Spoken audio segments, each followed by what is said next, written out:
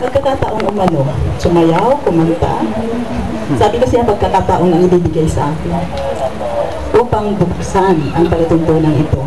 Isang magandang umaga po sa inyong lahat, sa ating minamahal na punong bayan, ang General Mariano Alvarez, Honorable Walter D. Echevarria Jr., ang ating makisig na barangay captain ng barangay F.D. Castro, si Kagalang-galang Tomas Orolfo Jr.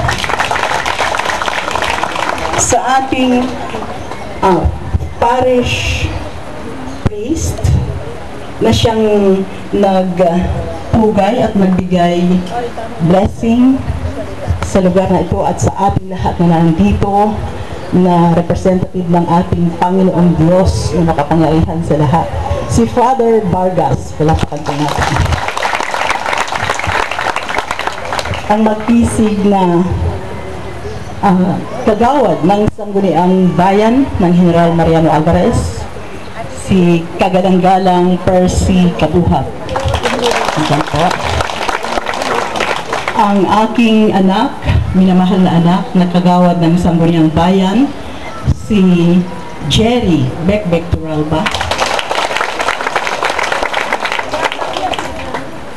Ang kagawad ng Sangguniang Barangay ng F.D. Castro, si Kagawad Escarices, si Kagawad Colonel, ayan, si Colonel. Ang isa pang kagawad na nasa gitna na naka-blue, kagawad ng F.D. Castro, ang first, Kagawad Adante, okay, si Kagawad Colonel Calvento. Alam kong mali yung sinabi ko eh. Yun ang naalaala ko. Kagawad Calderon, ang president ng Casa de Monteverde, Mrs. Iban. Mrs. Iban. Asensya na ito sa pagiging busy ng aking isip at katawan ay nagiging makalimutin. Ang president ng Mandarin Homeowners Association, na siya pong kaugnayan na palagi ang ugnayan sa telepono, sa personal na ugnayan tungkol sa proyektong ito, si Mrs. Medalia Sarsuelo. Ang representative, yung last daw ay importante dahil angel ko yan. Ang mga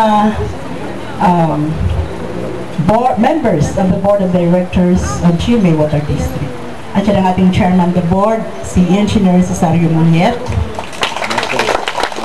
ang board treasurer, si Mrs. Rosalinda P. Anciero, at yung MC natin, si Mr. Michael, si Engineer Michael Torres, si Mrs. Meli Mojica ay nainitan, kaya siya ay nagpaalam, nainitan daw siya. Okay? Pero nandito kasama natin. Ang president ng Sunshine Homes, yan, at president din siya ng bagong tatag na Sublime, the Environmentalist Club of General Mariano Alvarez. Ang president natin si Mr. Paul Pastoral.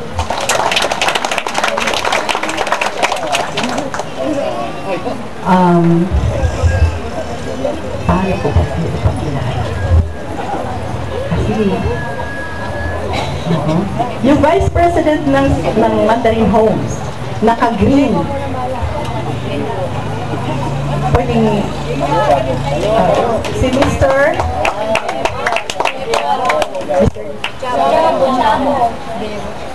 Ochabo. Mr. Ochabo. Hindi lang. Kailangan pala may lista ako. Tapos yung nasa likod, nakasalamin ng malaki, si Rose Castillo. Santur, at dating president ng Sampaguita. Ako, paano ko kaya ipakilala yung iba? O siya, ayun, si Tito Fernando, dating barangay captain ng isa sa mga barangays ng Pasay City, na siya ay kasama na natin dito sa General Mariano Alvarez. O, tika, kasi mabagal ako, yung may mga ticket, pwede nang kumuha ng food para at least maubos na yung kulang na food na dyan. Paisa-isa pwedeng tumagal yung mayroong ticket sa food. Tapos yung wala mamaya, mayroon doon naman yung hindi nabigyan.